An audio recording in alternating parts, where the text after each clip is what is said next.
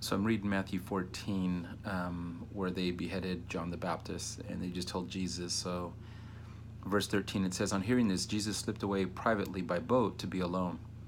But when the crowds discovered he had sailed away, they emerged from nearby towns and followed him on foot. So when Jesus landed, he had a huge crowd waiting for him. Seeing so many people, his heart was deeply moved with compassion toward them. So he healed all the sick who were in the crowd. Later that afternoon, the disciples came to Jesus and said, 'It's going to be dark soon, and the people are hungry, but there's nothing to eat here in this desolate place. You should send the crowds away to the nearby villages to buy themselves some food.' 'They don't need to leave,' Jesus responded.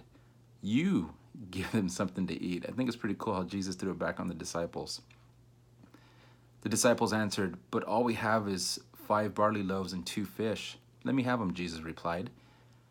Then he had everyone sit down on the grass as he took the 5 loaves and 2 fish. He looked up into heaven, gave thanks to God, and broke the bread into pieces. He then gave it to his disciples, who in turn gave it to the crowd. And everyone ate until they were satisfied, for the food was multiplied in front of their eyes. They picked up the leftovers and filled 12 baskets full. There were about 5,000 men who were fed, in addition to many women and children. I've always heard that story, but what was interesting that I wanted to share with you guys is this. So I'm reading from the Passion Translation online, but one of the footnotes that talks about where the miracle happened, I thought this was cool.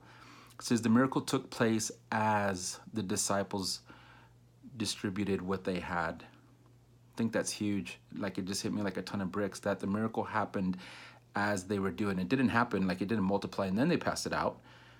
They had to like just do it, right? Like take that faith, take that leap of faith, and then it actually happened. The other footnote that was really cool here, it says each disciple ended up with a basket full of leftovers.